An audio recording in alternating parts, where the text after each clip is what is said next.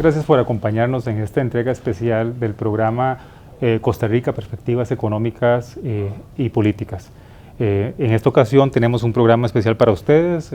Hemos invitado a don Rodrigo Cubero, presidente del Banco Central de Costa Rica, para conversar con ustedes sobre diferentes aspectos de la actualidad económica, de las perspectivas y en general de los temas que son claves para entender el entorno macroeconómico costarricense. Es de nuevo un placer tenerte acá en este programa, que estoy seguro va a ser de mucho interés para todos nuestros televidentes. Muchísimas gracias, José Luis. Un placer para mí más bien poder compartir con ustedes en esta oportunidad. Muchísimas gracias. Bueno, quizás empecemos un poco con una visión general. Los últimos 2 años han sido sin duda años complejos. Vamos a ver discusión política en torno al proceso de ajuste fiscal, el inicio del mismo, el impacto de condiciones externas y además la dinámica local en muchos aspectos. Yo creo que ha condicionado un desempeño macroeconómico relativamente adverso, ¿verdad?, en algunas dimensiones, en particular la de crecimiento económico. Nosotros en FCS, Análisis y Estrategia, hemos empezado a percibir desde la segunda mitad del año pasado algunas señales de recuperación que nos permiten hablar de una especie de moderado optimismo. Quisiéramos un poco, desde la óptica del Banco Central, cuál sería la percepción en relación con lo que viene en los próximos meses desde el punto de vista macroeconómico. Bueno, nosotros básicamente compartimos ese análisis y de hecho quisiera resaltar que me parecen muy robustos los análisis que ustedes hacen desde sus documentos. Yo tengo la oportunidad de leerlos y los leo siempre con asiduidad porque me parecen documentos muy bien fundamentados. Pero bueno, coincidimos justamente en este análisis de que a partir de mitad del año pasado, en particular a partir de junio del 2019, se da un repunte en el índice mensual de actividad económica que venía cayendo sistemáticamente desde abril del 2016 hasta mayo del 2019 en que toca fondo. Es decir, que por más de 3 años se nos desaceleró la actividad económica costarricense y sí parece tocar fondo ya en el mes de mayo y en junio del 2019 repunta en una forma moderada, como bien lo planteaba José Luis, y tenemos ya a diciembre después 7 meses de recuperación sostenida en el índice mensual de actividad económica, que también se ve reflejado en la forma en que nosotros medimos el crecimiento económico ya con cuentas nacionales, que es los datos del Producto Interno Bruto. Cuando vemos las cifras preliminares del Producto Interno Bruto a nivel semestral para el 2019, lo que vemos es que tuvimos un primer semestre de continua desaceleración que traíamos ya de varios semestres anteriores, para llegar a una cifra todavía estimada. Estamos revisando, seguiremos en el transcurso de este primer semestre revisando las cifras de PIB, de Producto Interno Bruto para el 2019, pero tenemos un estimado preliminar de 1,6% de crecimiento en el primer semestre del 2019 en relación con el primer semestre del 2018 y luego una recuperación significativa, eso sí, en el segundo semestre a 2,5% de crecimiento, segundo semestre del 2019 contra segundo semestre del 2018, de manera que sí, la historia de crecimiento económico en el 2019 es una historia en 2 mitades. En una primera mitad donde se mantiene esa tendencia ya de varios años hacia la desaceleración del crecimiento económico y una segunda mitad donde ya vemos un repunte. Y ese repunte se ve reflejado también en otros indicadores que tienen que ver con importaciones, que tienen que ver con recaudación tributaria y muy importante también hacia la última parte del año, en el último trimestre, vimos también un repunte en los indicadores de confianza, confianza de los consumidores, confianza de los empresarios. Ya salió también justamente el día de ayer un avance del índice de confianza de los consumidores de la Universidad de Costa Rica y confirma que hay un repunte en los niveles de confianza de los consumidores, aunque todavía esos indicadores se mantienen en la zona de pesimismo relativo. Claramente el pesimismo se ha venido reduciendo. Pues, de otra forma, ha mejorado las expectativas y ciertamente esto es a la vez reflejo de la reactivación económica que ya estamos viendo, pero también causa de una recuperación más sostenida en este año 2020. O sea, en la medida en que se esté mejorando la perspectiva de los empresarios y de los consumidores, deberíamos ver también una continuación de ese repunte económico que ya traemos de varios meses. Y me parece interesante un poco resaltar o profundizar un poco en el tema de la recuperación económica, porque conforme van pasando los meses, digamos, no solo el proceso, aunque todavía moderado de aceleración, se va consolidando en el sentido que van entrando otros sectores, otras actividades y otros componentes de demanda que estaban antes bastante rezagados, ¿no? Así es. Me da la sensación, no sé cómo lo ve, cómo lo han estado midiendo ustedes en el Banco Central, que el tema ya no es un tema concentrado en zona franca solamente, sino que hay una cierta tendencia a que poco a poco otras actividades económicas se están reactivando.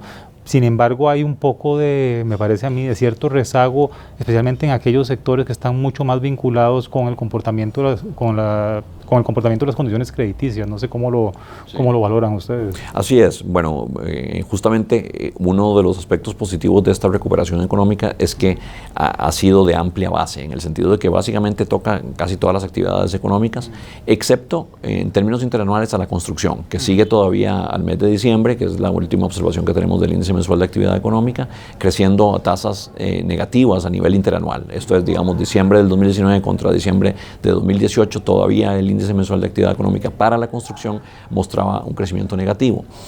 Pero ya vemos que en las demás industrias se están dando tasas de crecimiento interanual positivas. En algunas industrias que son importantes empleadores, como el caso del comercio, como el caso de la agricultura, ya se lleva varios meses de recuperación. Y esto es importante porque, en efecto, estos sectores emplean mucha gente, pero además son, en particular el caso del comercio, un termómetro de cómo se puede estar desempeñando el consumo. Y el consumo es el componente de gasto más importante del Producto Interno Bruto, representa alrededor de un 70% del total del PIB de la economía costarricense. Pero sí creemos que es muy importante que el factor consumo se recupere y creemos que el repunte que se está viendo en el sector comercio puede ser un indicio de que este factor fundamental del gasto, este componente fundamental del gasto, que es el consumo privado, está realmente repuntando. Entonces sí, todo esto para decir que la base de la recuperación parece ser amplia a nivel de actividades económicas y también de componentes del gasto. Y esto nos da cierta confianza de que se podría mantener esta tendencia de recuperación durante el año 2020, con lo cual podríamos tener un crecimiento económico moderadamente mayor al del 2019. En las proyecciones del Banco Central estamos viendo un crecimiento de 2,5% para el año 2020, cerramos el año 2019 con un crecimiento del 2,1%.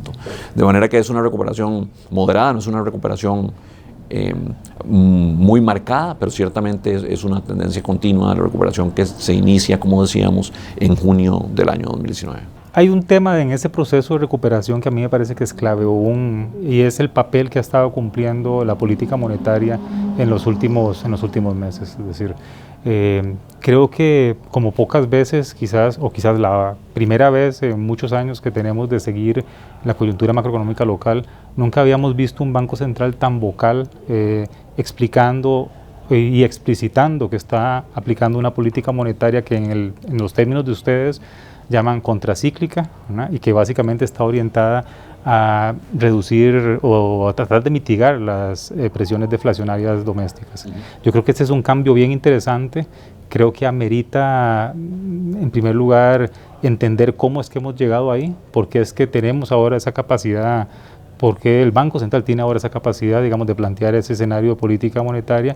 Y también me parece que es importante, y ahí me gustaría escuchar su opinión en relación a cuáles son los riesgos, digamos, o qué factores de riesgos podrían revertir esa postura de política monetaria, digamos, que está jugando un rol importante en facilitar la mitigación del ciclo económico y el crecimiento en el corto plazo. Bueno, y tal vez es importante echarnos un poco para atrás y decir que desde que asumo la presidencia del Banco Central en agosto del 2018, sí le pongo mucho énfasis al tema de fortalecer la comunicación del Banco Central con el público costarricense y en particular de comunicar claramente las consideraciones y las decisiones de política monetaria con el fin de que el público entienda qué se está viendo desde el Banco Central y cómo se están razonando las decisiones que tienen que ver con política monetaria y en particular las decisiones sobre el nivel de la tasa de política monetaria del Banco Central.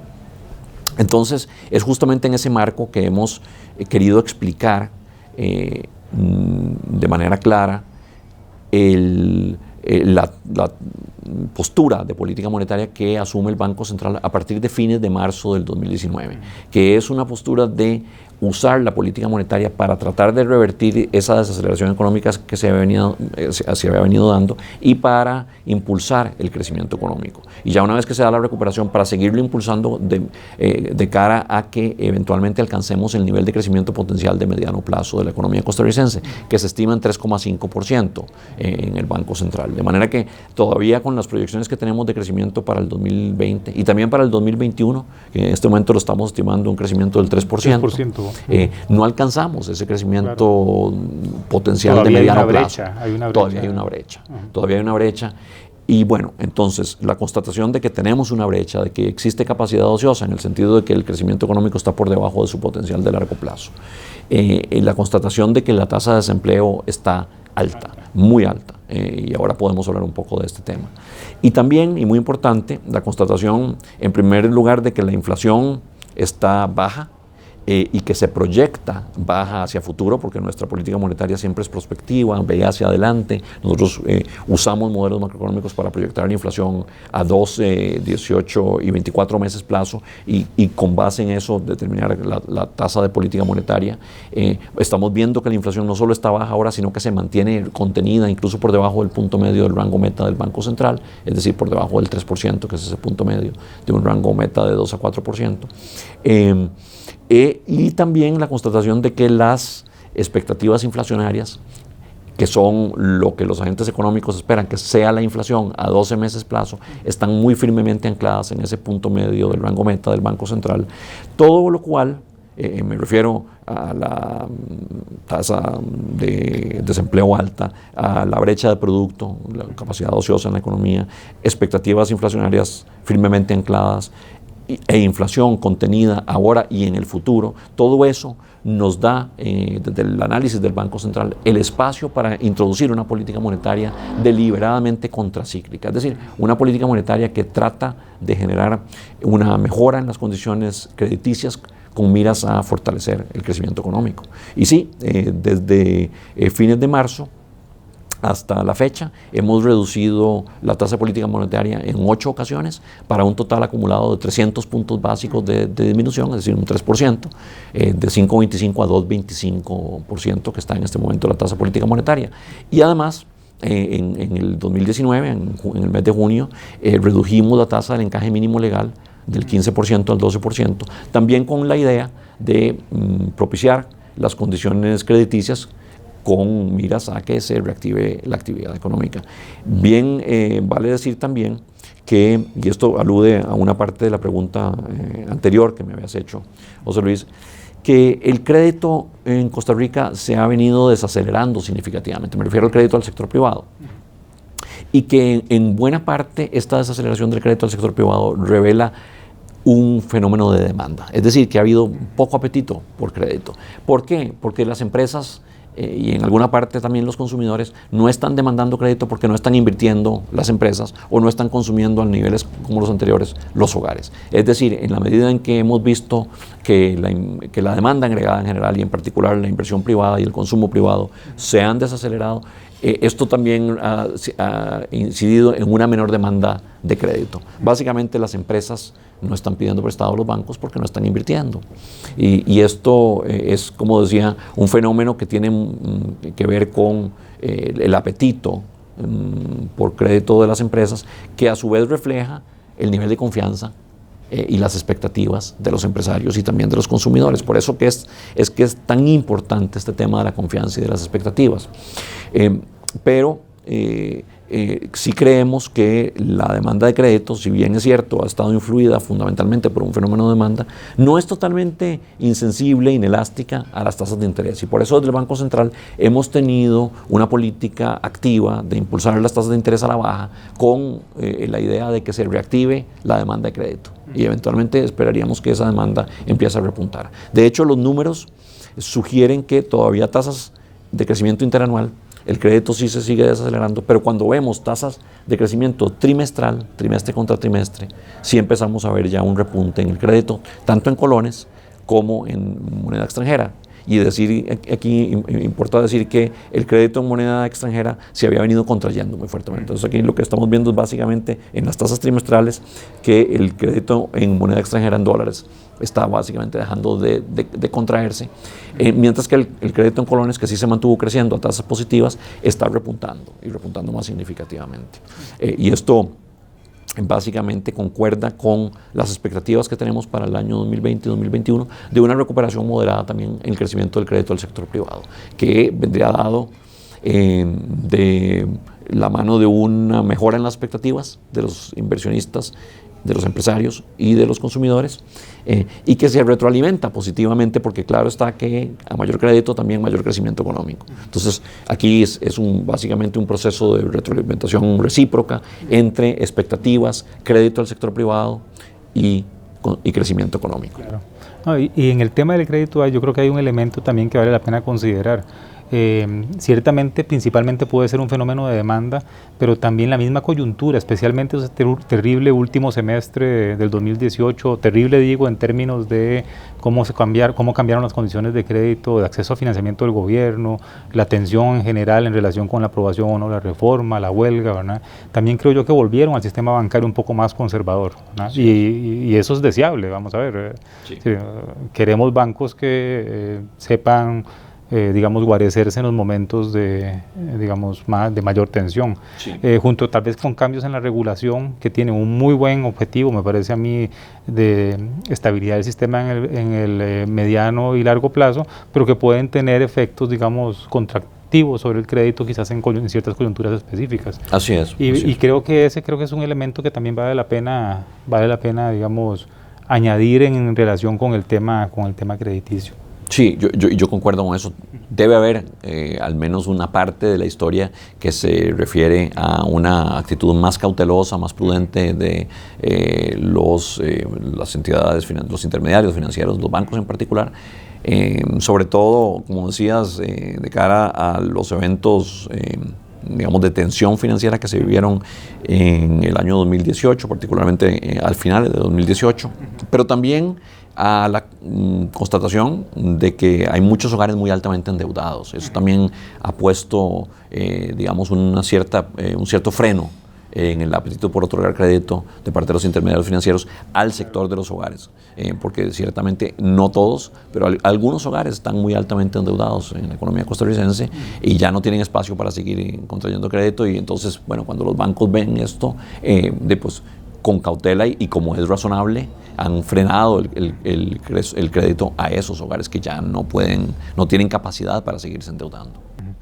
Hay un tema, digamos, que creo que es interesante, y es, siendo tan importante este rol de esta postura de política de Banco Central más expansiva o más en la dirección contracíclica que ustedes plantean, ¿cuáles pueden ser los límites a esa política?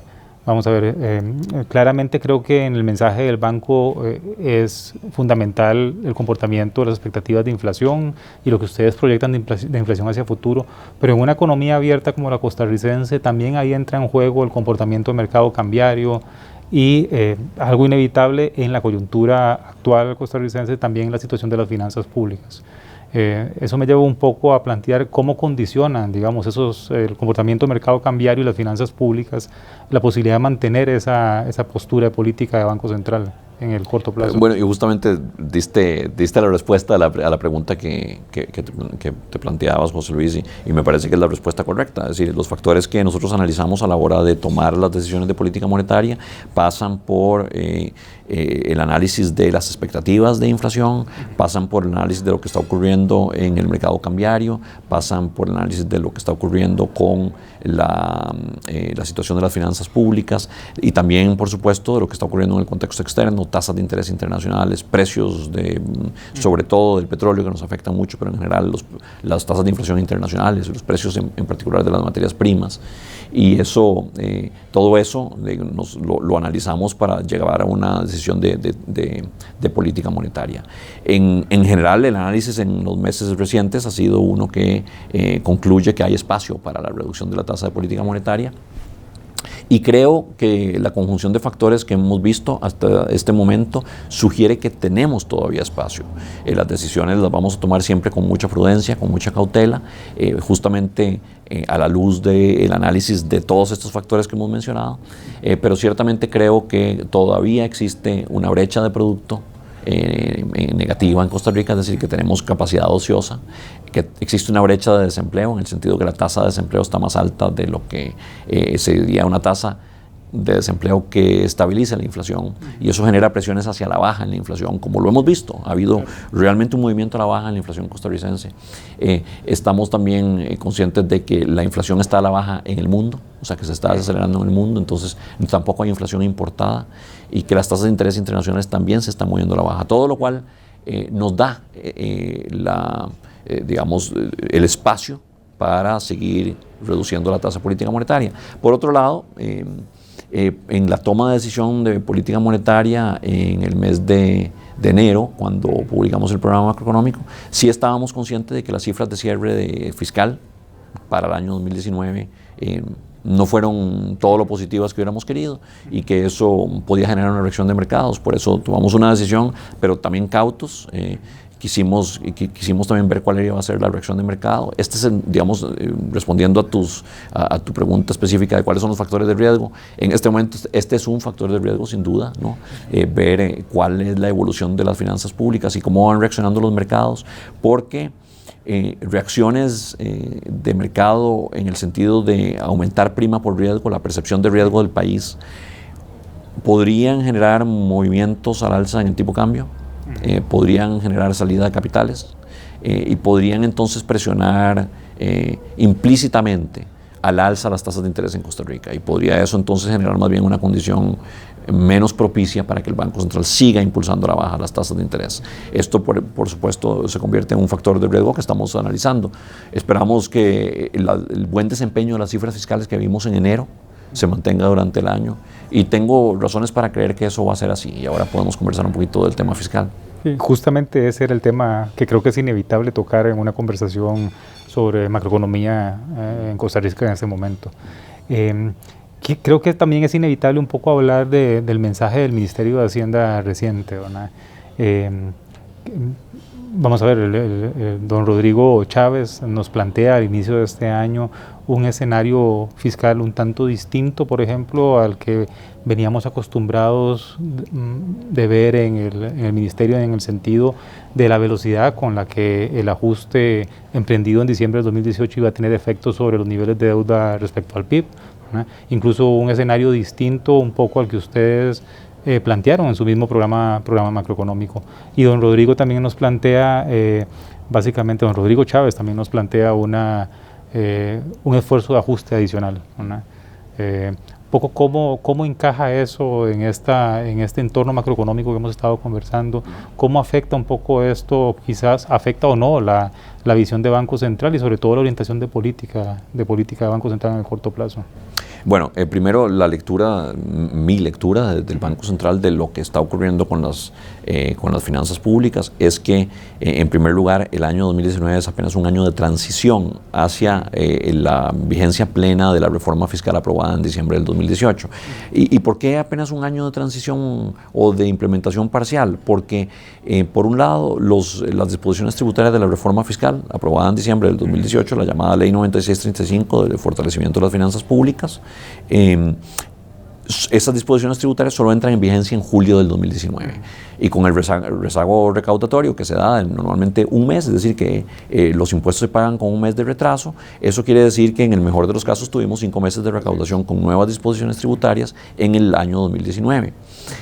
Y por otro lado, en el lado del gasto, sí teníamos ya las disposiciones sobre remuneraciones en el sector público en vigencia en el año 2019, pero no teníamos la regla fiscal.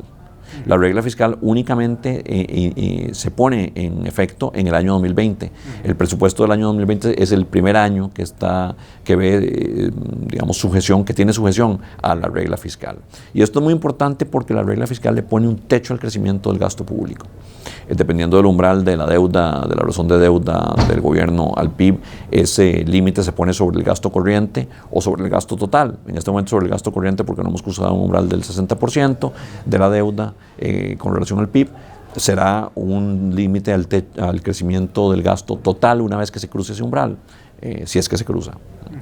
Pero en todo caso, sí es importante entender que el año 2019 fue apenas un año de transición. No será sino hasta este año 2020 que veamos ya la plena vigencia de las disposiciones tributarias y de las disposiciones para control del gasto que introdujo la reforma fiscal. Y por eso me parece erróneo e injusto señalar, como algunos han hecho, que la reforma fiscal fue insuficiente porque los resultados del año 2019 mostraban un crecimiento al alza en el déficit del gobierno. En primer lugar, es importante decir que siempre se previó que el déficit del gobierno iba a subir en el 2019. Eso era inevitable por la dinámica misma de la deuda. Y también iba a seguir subiendo la deuda. Es decir, aquí era claro que con la vigencia parcial apenas en el 2019 no íbamos a lograr contener ni siquiera el déficit, mucho menos la deuda total del gobierno. Pero sí también es importante enfatizar que en el 2020 sí se ve ya una reducción del déficit total del gobierno. Sí, y solo sí, por supuesto, se implementan estrictamente las disposiciones de la reforma fiscal. Las del lado tributario básicamente están rindiendo frutos exitosamente y ha sido una implementación muy exitosa, en particular del IVA digital. Más o menos como un 1,5%. 1,5% deberían estar rindiendo. De hecho, ya el año pasado posiblemente rindieron, digamos, alrededor de un 0,5, 0,6, que si consideramos que fueron 5 meses de recaudación, y esto es excluyendo los ingresos por amnistía que se dieron a inicio por la amnistía tributaria, que también introdujo la ley 9635, pero que se dieron al inicio del año 2019. Si se excluyen esos efectos, tenemos un crecimiento que es consecuente con una extrapolación de crecimiento total de la recaudación como consecuencia de la ley de fortalecimiento de las finanzas públicas de alrededor de un 1,5% del PIB. Pero entonces sí creemos que eso, que ya está rindiendo fruto, más la implementación estricta de la regla fiscal y del capítulo de remuneraciones, que es también algo que es estrictamente necesario para poder cumplir con el límite de crecimiento que puso la regla fiscal, que todo eso junto va a llevar a una reducción del déficit fiscal en el 2020, también en el 2021, y eventualmente alcanzar un punto de inflexión en la deuda, en la trayectoria de la razón deuda-PIB del gobierno central, que es fundamental para alcanzar esa sostenibilidad en el mediano plazo de las finanzas públicas. Ahora bien, habiendo dicho esto, eso no significa que no sea importante introducir medidas fiscales adicionales, medidas para la consolidación fiscal, y sobre todo con miras a alcanzar una consolidación fiscal más rápida, más agresiva, que nos permita poner a la deuda como porcentaje del PIB en una trayectoria descendente todavía más rápido y sin alcanzar niveles altos. Que de hecho un poco la gradualidad del proceso de reforma era uno de los elementos que más han estado pesando en la valoración de algunos actores externos. Así es. Especialmente, por ejemplo, calificadoras de riesgo, un poco que han sido un tanto incrédulas, quizás, no sé si es el término correcto en relación con el ajuste, especialmente porque está muy recargado hacia futuro. Entonces, en ese sentido, traerlo hacia presente es algo que valoran positivo. Así es, y es básicamente añadirle a la reforma fiscal que tiene en efecto esa, por diseño, esa gradualidad, no es un defecto de la ley, es la forma en que estaba planeada o diseñada la ley, que fue básicamente la ley que se logró pactar después de muchos meses de negociación en el seno de la Asamblea Legislativa. Es decir, es la reforma fiscal que el país, dadas sus circunstancias políticas, pudo producir en el año 2018. Pero esa ley tiene como una característica fundamental, por diseño, un ajuste fiscal muy gradual. Y en efecto eso ha generado algún nivel de escepticismo de parte de calificadoras de deuda, que ha llevado a que nos revisen a la baja la calificación de deuda. Lo hicieron en el año 2018, a inicios del 2019, y lo vuelve a hacer ahora Moody's en febrero del 2020, como consecuencia sobre todo de los números de cierre que anunció el Ministerio de Hacienda para el año 2019. Pero claramente sí es importante enfatizar el tema de que la reforma fiscal, que ya entra en plena vigencia en el 2020, más reformas adicionales, me refiero a medidas adicionales, casi todas las cuales, me refiero a las que planteó el señor ministro de Hacienda a la Asamblea Legislativa, van a requerir reforma legal, y que esas medidas son muy importantes para darle esta reducción, esta inflexión a la trayectoria de la deuda más rápidamente, y con ello obtener mejores índices de confianza, mejorar la credibilidad del país respecto a las calificadoras de deuda, y con ello también ir consiguiendo un círculo virtuoso de menores tasas de interés para el gobierno, mayores tasas de crecimiento económico y mayores niveles de recaudación, todo lo cual no haría sino alimentar esa reducción más rápida de la trayectoria de la deuda. Y reflejarse finalmente en más crecimiento económico probablemente, conforme se van consolidando esas así es, vía expectativas, que justamente son los círculos virtuosos de los que hablo. Menores tasas de interés, mayores tasas de crecimiento económico, mayores tasas de recaudación, menor deuda y entonces consecuentemente menores primas por riesgo, menores tasas de interés, en un círculo virtuoso que se retroalimenta y que eventualmente estimularía también la inversión privada y el consumo por toda esta serie de vasos comunicantes que se dan entre estas variables para impulsar aún más el crecimiento económico a futuro. El otro tema que creo que es inevitable tocar en una conversación sobre el entorno macro de un país pequeño como Costa Rica es el tema del entorno externo. Ahí claramente hay muchos claros y oscuros. Hay una trayectoria, digamos, esperada de desaceleración de la economía mundial. Hay riesgos en la parte real, hay riesgos en la parte financiera, ¿no?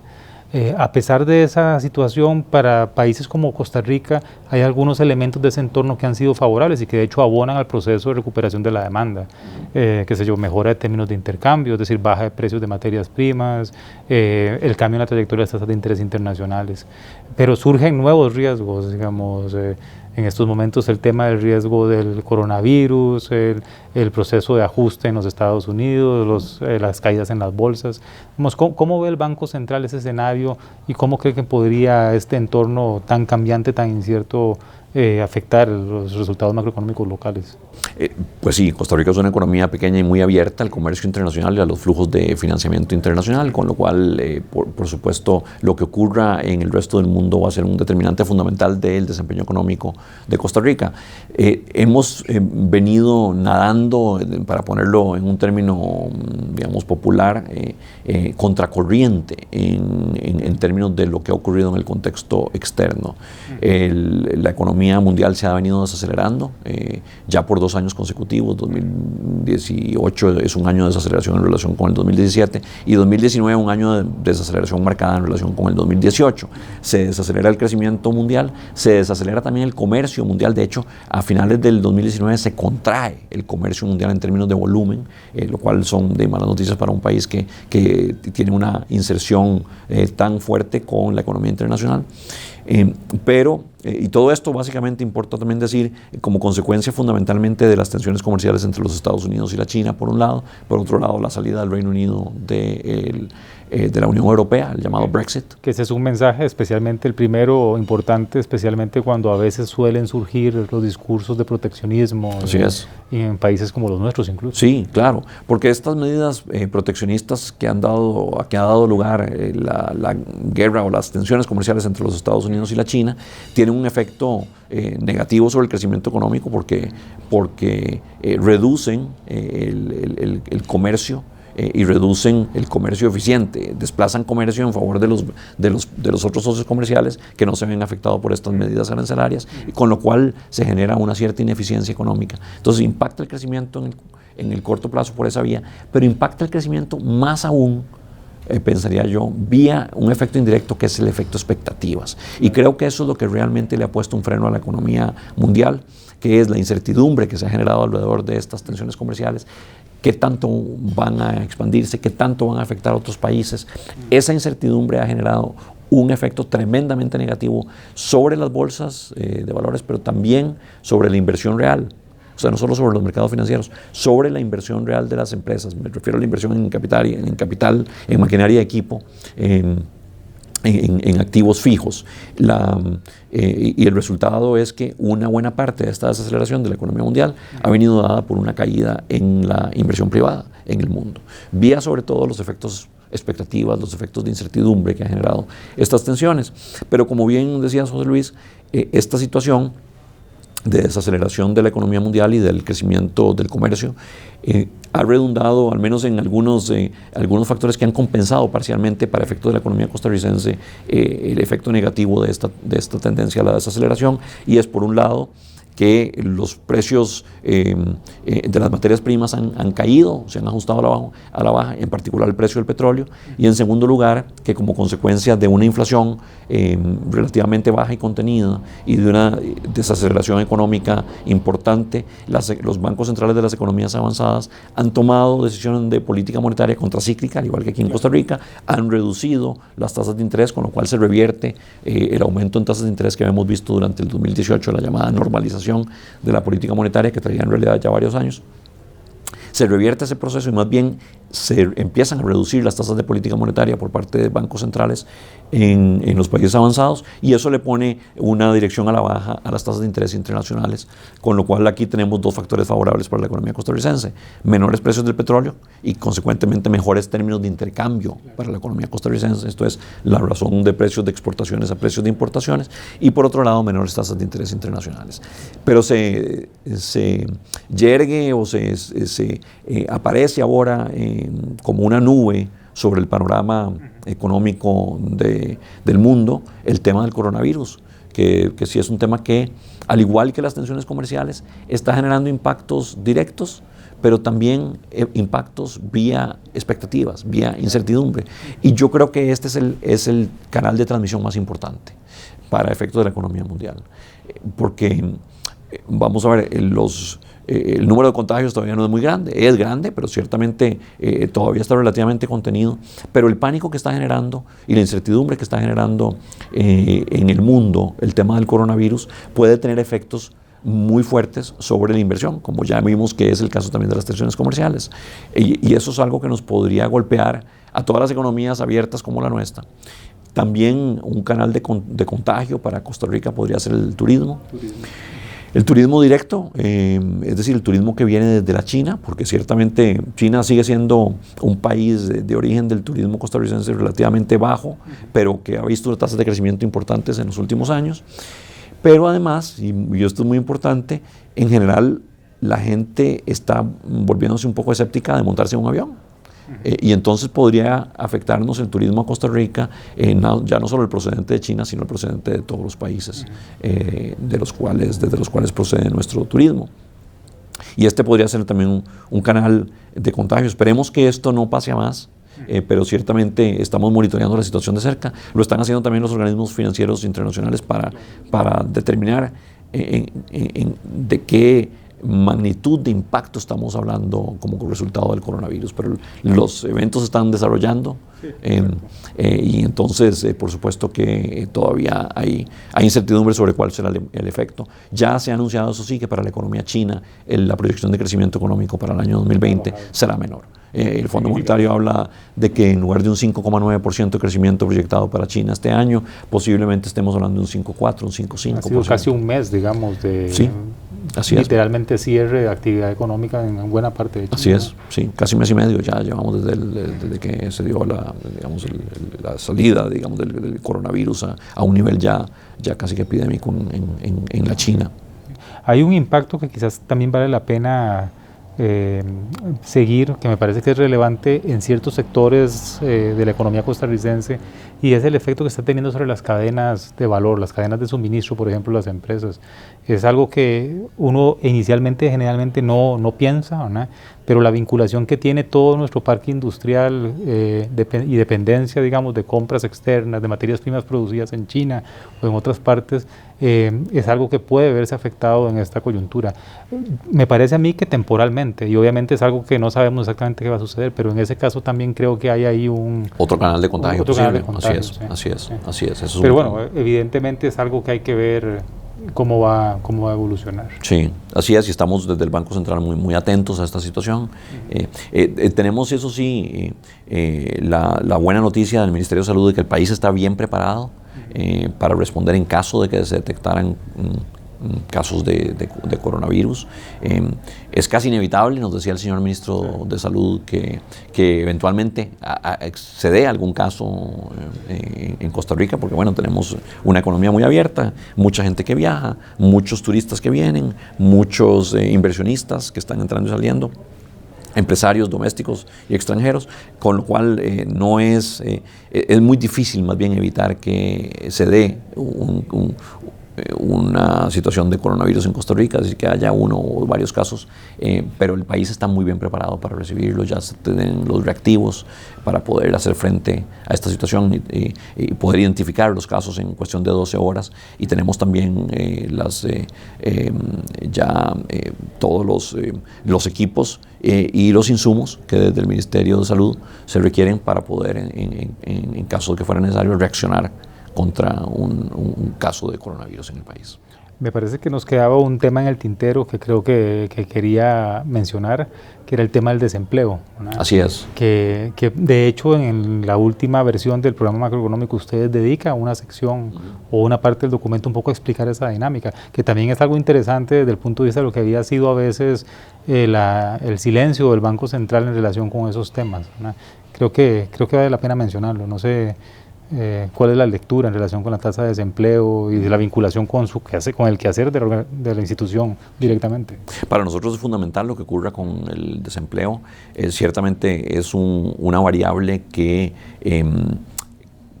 constituye un insumo fundamental para la toma de decisiones en materia de política monetaria. Nosotros en las decisiones, y así lo hemos justificado expresamente en nuestros comunicados de prensa, hemos analizado la situación del desempleo y hemos visto que con el nivel de la tasa de desempleo que tenemos actualmente, realmente se están gestando presiones desinflacionarias vía sobre todo menores presiones salariales. Y esto es un componente fundamental de la inflación a futuro y consecuentemente entre los factores que han determinado desde la perspectiva del Banco Central un espacio para la política monetaria expansiva o contracíclica, cuenta justamente la alta tasa de desempleo.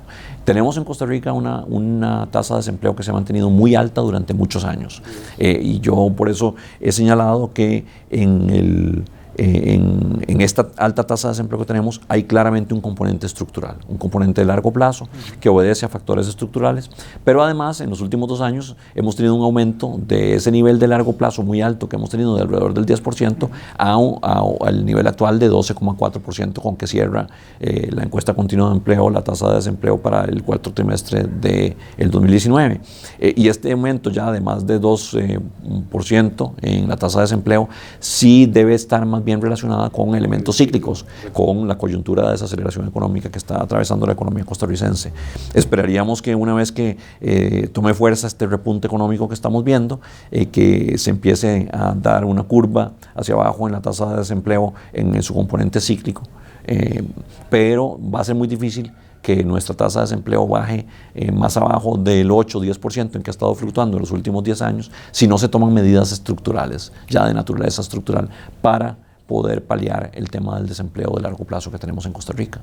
Es una posición interesante porque creo que pone en su debida dimensión cuál es el verdadero rol de la política monetaria y la política del Banco Central en ese tema tan importante. Además es un tema interesante porque si uno analiza, por ejemplo, los resultados de desempleo de los últimos meses, en el país no se ha destruido empleo en términos absolutos. Obviamente ha habido cambios en su composición sectorial, ¿no? Pero conforme la demanda se reactive, uno esperaría en alguna medida que se recuperen sectores que son generadores de empleo importantes que se vieron deprimidos los meses anteriores. Claro, así es. Y esto es un tema muy importante. Nosotros lo hemos enfatizado en el programa macroeconómico y en las presentaciones que he estado dando en foros públicos en las últimas semanas. Y es el tema de que, en efecto, la economía costarricense, a pesar de que ha tenido una desaceleración, ha sido, sin embargo, tanto en el 2018 como en el 2019, capaz de generar nuevos empleos. Hemos estado viendo generación de nuevos empleos a tasas importantes, con lo cual ha crecido la tasa de ocupados. La tasa de desempleo, sin embargo, crece no como consecuencia de que la economía costarricense no esté generando nuevos empleos, sino más bien como consecuencia del hecho de que la participación laboral, particularmente de la mujer y de los jóvenes, pero sobre todo de la mujer, ha aumentado muy significativamente. Y esto quiere decir que mucha gente está saliendo a buscar trabajo, mucha de esta gente está encontrando trabajos porque la economía costarricense está generando nuevas fuentes de empleo, pero no todos encuentran trabajo. Entonces, simultáneamente ha crecido en Costa Rica el número de ocupados y el número de desempleados. Esto es matemática y lógicamente posible cuando entendemos que la razón por la que crece el desempleo es porque ha salido mucha gente a buscar empleo que antes no estaba buscándolo. Algunos han encontrado esos empleos, pero otros no. Y aquí sí importa preguntarnos por qué es que ha aumentado tanto la participación laboral. Es muy posible que una parte importante de la respuesta tenga que ver con la situación de los ingresos de los hogares, que tal vez ya no está alcanzando el ingreso de los hogares y que haya esto forzado a muchas mujeres y en algunos casos a los jóvenes también a ir a buscar trabajo para llegarle nuevos recursos, nuevos ingresos al hogar. De hecho, la misma encuesta continua de empleo muestra una reducción en términos reales de las remuneraciones que arranca prácticamente desde finales del 16. Así es, así Entonces eso puede ser una explicación de por qué está entrando más gente a la fuerza de trabajo y desgraciadamente para compensar por esa pérdida de ingresos salariales. Sí. Así es. Y esto de nuevo también confirma que la situación del desempleo está también teniendo imponiendo una presión a la baja en los salarios, en el comportamiento de los salarios, lo cual también es un factor que, como decíamos, empuja a la baja la inflación. Y esto, decías, José Luis, y me parece que es muy atinada esa observación, que refleja un razonamiento deliberado y explícito por parte del Banco Central sobre la relación entre política monetaria y niveles de empleo y desempleo en Costa Rica. Esta es una variable que para nosotros es importante. Se ha dado toda una discusión a nivel académico, pero también a nivel político, de si el Banco Central debería tener como uno de los objetivos de política monetaria el reducir el desempleo. Nosotros lo que hemos sostenido es que creemos que el objetivo central del Banco Central debe seguir siendo mantener una inflación baja y estable, como lo es. Y como hemos reafirmado también en el programa macroeconómico, mantenemos ese compromiso con una inflación baja y estable, manifiesto en una meta de inflación del 3% más menos 1, es decir, un rango de meta de inflación del 2 al 4%, pero creemos también que con el ejercicio de la política monetaria debemos tomar en cuenta variables como el desempleo para analizar si existe espacio para hacer una política monetaria contracíclica, es decir, que luche contra la desaceleración económica y contra el alto desempleo, favoreciendo las condiciones crediticias justamente con la idea de que eventualmente se reactive el crecimiento y se reduzca el desempleo. O sea, si creemos que nosotros podemos en una coyuntura de bajo crecimiento económico y de alto desempleo empujar las condiciones crediticias en una dirección que permita al menos mitigar los efectos que se dan negativos sobre el crecimiento económico y sobre el empleo, ¿no? Y esto es justamente lo que hemos venido haciendo desde que iniciamos el ciclo de la política monetaria expansiva en marzo del año 2019. Y es importante porque eso recupera, digamos, los espacios de política para mitigar justamente el ciclo económico. De hecho, en el fondo, cuando una meta inflacionaria o un objetivo inflacionario en el fondo tiene su otra cara de esta moneda, es un poco la mitigación del ciclo económico. Así es, y por eso le llamamos política monetaria contracíclica, porque la idea es mitigar el ciclo económico, tanto la desaceleración del crecimiento como la alta tasa de desempleo. Si creemos entonces que la política monetaria, en estas coyunturas donde hay una brecha de desempleo, donde hay una brecha de producto, debe ser activa en promover condiciones que mitiguen el impacto negativo del ciclo económico. Perfecto. Bueno, don Rodrigo, muchísimas gracias por acompañarnos en este programa especial para los suscriptores al programa Costa Rica, Perspectivas Económicas y Políticas de FCS Capital y FCS Análisis y Estrategia. Espero que no sea la última vez, espero que podamos, sé que con una agenda tan complicada esto es difícil sacar este tiempo para conversar, pero espero que podamos hacerlo más en el futuro. Y yo también así lo espero, José Luis. Muchísimas gracias por esta oportunidad, ha sido un placer conversar con vos. Muchísimas gracias y muchas gracias a ustedes también por estos minutos.